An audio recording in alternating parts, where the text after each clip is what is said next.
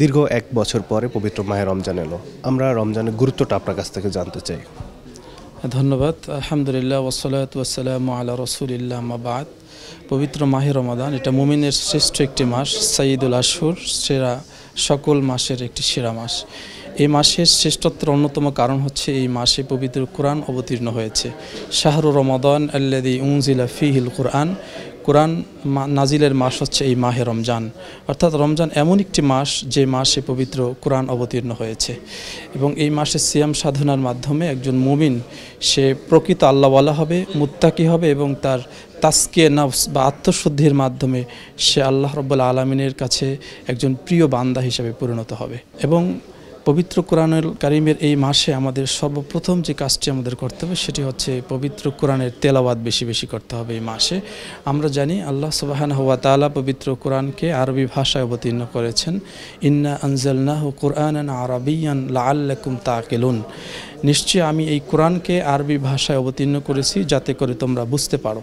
এখন এখানে একটা প্রশ্ন থেকেই যায় যে আমরা তো বাঙালি বা কেউ ইংলিশ, কেউ চাইনিজ, বিভিন্ন ভাষায় কথা বলে পৃথিবীর মানুষ, তাহলে আল্লাহ সুবহানাহু ওয়া তাআলা কেন কোরআনকে আরবি ভাষা অবতীর্ণ করে এবং তিনি বলেছেন যাতে করে তোমরা বুঝতে পারো? এটা মুফাসসিরিন ইকরামদের একটি বক্তব্য হচ্ছে যে আল্লাহ সুবহানাহু ওয়া তাআলা কোরআন এমন একটা সমাজে অবতীর্ণ করেছেন, আরব্য সমাজে, যে সমাজের প্রত্যেকটা মানুষ আরবি ভাষায় কথা বলতেন এবং আরবি ভাষা বুঝতেন। আরবি ভাষা কোরআনের ভাষা এবং এই কোরআনের ভাষার মধ্য দিয়ে এই ভাষাটা পৃথিবীর ইতিহাসে একটি স্থায়ী ভাষা হিসাবে পরিগণিত হয়েছে। আল্লাহ সুবহানাহু ওয়া তাআলা বলছেন যে কোরআনটা হচ্ছে এমন একটা কিতাব, ইন্না নাহনু নাজ্জালনা যিকরা ওয়া ইন্না লাহু লাহাফিজুন। এই কোরআনের সংরক্ষণের দায়িত্ব আমার কাছে।